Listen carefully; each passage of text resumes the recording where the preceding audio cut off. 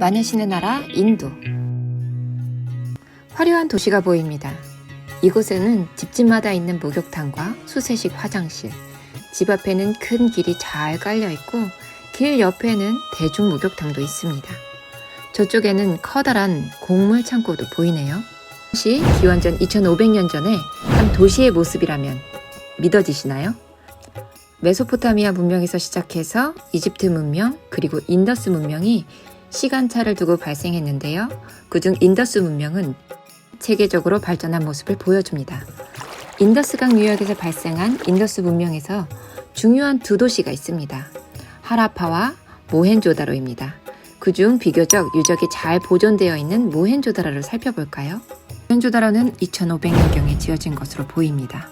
이집트의 피라미드가 만들어진 시기와 같죠. 크기는 어떨까요?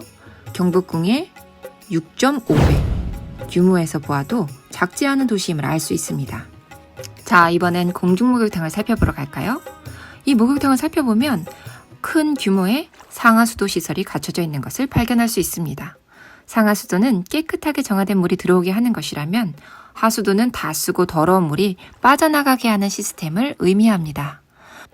물론 현대에서와 같이 쓰고 난 옷을 정화하여 내보내고 또다시 깨끗하게 소독한 물을 수도꼭지를 통해 얻을 수 있는 것은 아니었겠지만 당시로서는 놀라운 기술인 것은 분명합니다. 앞서 배웠던 로마 시대에서도 공중목욕탕 혹은 가정의 목욕탕 시설을 찾아볼 수 있지만 그 시기는 기원 후 70년으로 인더스 문명보다는 훨씬 이후에 나타난 것을 볼 수 있습니다. 그것도 아주 부유한 계층에서만 사용하다 잊혀져서 유럽의 하수도 시설이 갖춰지기 시작한 것은 중세를 훌쩍 넘어서입니다. 일반 사람들이 사는 곳에는 늘상 우수가 발목까지 차기도 했고 그 때문에 전염병도 많이 있었다는 이야기도 있지요. 아름다운 베르사유 궁전에 화장실이 없었다는 이야기는 유명합니다. 인더스 문명은 이미 그 시기에 상당히 발달해 있을 뿐만 아니라 이러한 시설을 갖출 만한 지혜도 또 능력도 또한 물질도 풍부했던 것으로 보입니다. 그들도 다른 문명과 같이 문자를 사용했던 흔적이 남아있지만 아직까지 해독해내지 못했습니다. 이곳에서 발견된 도장을 통하여 메소포타미아 지역, 이집트 지역을 오가며 활발하게 무역했던 것을 알 수 있습니다. 중복된 유물이 각각 발견되었기 때문입니다. 그런데 이 도시에는 특이하게도 궁전이나 신전, 정치에 관련된 건물이나 유적이 발견되지 않아 이들의 종교나 통치에 대해서는 알려진 바가 없습니다. 단 일정한 크기의 벽돌로 구운 집은 각기 많이 차이가 나지 않는 것으로 보아 평화롭고 비슷비슷한 수준으로 살아갔다는 것만을 추측해 볼 수 있습니다. 그런데 이 발달된 도시는 600년 이후에 사라지고 맙니다. 아직도 그 이유를 알 수 없어 학자들도 몇 가지 추측을 할 뿐입니다. 모헨조다라라는 이름도 죽음의 언덕이라는 뜻이라고 하니 뭔가 무서운 일이 벌어진 모양입니다. 기원전 1500년경 아리아인들이 인도 땅으로 이주해 옵니다. 말과 무기를 앞세워 들어온 아리아인들은 기원전 1000년 겐지스강 유역에 정착했습니다. 이때부터 철기를 사용하고 벼농사를 짓기 시작합니다. 원주민들이 있는 곳에 들어온 아리아인들은 그 원주민들을 다스리기 위해 종교와 신분제도를 만들게 되는데요. 그 신분제도가 바로 카스트 제도랍니다. 신분을 크게 4등급으로 나눠요. 첫 번째는 브라만, 사제 집단으로 종교 제사의 일을 감당합니다. 그들의 종교가 바로 브라만교였답니다. 어렵고 까다로운 의식의 제사를 담당하며 가장 높은 계급이었습니다. 두 번째 계급은 크샤트리아, 왕족과 무사, 즉 정치를 담당하는 귀족 집단이었습니다. 하지만 이 귀족 집단도 브라만에게는 무릎을 꿇어야 했지요. 세 번째는 바이샤, 평민계층으로 농업과 상업을 담당했습니다. 그 다음은 수드라, 노예계층입니다.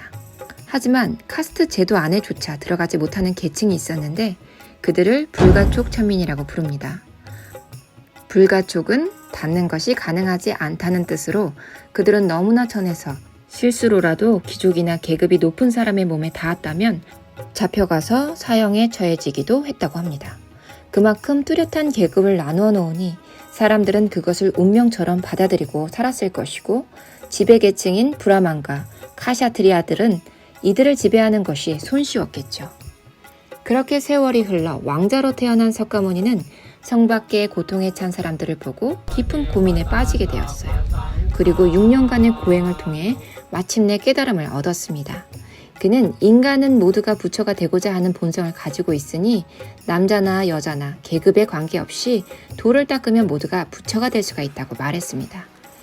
이 말은 당시 귀족 중이었던 크샤트리아와 바이샤에게 큰 환영을 받았습니다.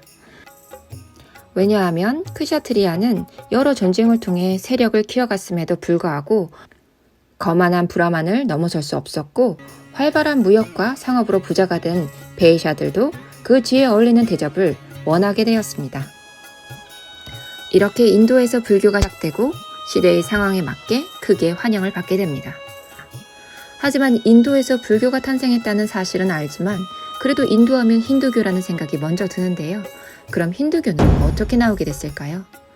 분열과 통일을 반복하던 인도는 4세기 굽타 왕조 시대를 거치며 힌두교가 탄생하게 됩니다.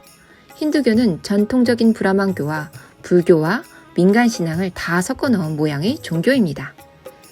브라만교의 복잡하고 까다로운 제사의식은 빼고 겐지스강에 몸을 씻으면 다 깨끗해져 하고 종교의식을 간단하게 바꿔버렸습니다.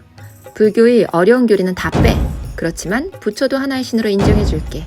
그리고 마지막으로 민간인들이 믿는 신들은 다 넣어 해서 탄생한 힌두교는 말 그대로 다신교입니다. 수많은 신들을 섬기는 인도입니다. 이렇게 힌두교가 탄생하게 됩니다. 신분의 차별 때문에 그들이 택했던 불교를 통해서 카스트 제도를 없앨 수 있었을까요? 그렇지 않습니다. 그 시대와 꼭 같다고 할 수 없을지 모르지만 여전히 카스트 제도가 존재하고 있습니다. 크샤트리아와 베이샤 계급의 사람들은 신분 제도를 없애고 싶었던 것이 아니라 더 높은 계급으로 올라가고 싶어 했습니다. 하지만 노예의 계급이 높아져서 자기와 동등해진다는 것은 싫었겠죠. 인도의 문명과 인도 종교의 역사를 살펴보며 계급 제도를 만들어서 사람을 철저하게 차별하면서도 자신은 높은 계급에 올라가고자 하는 우리들의 끝없는 욕심은 어디까지이며 그들은 왜 그렇게도 많은 신들이 필요했는지 궁금해집니다. 많은 신의 나라 인도였습니다.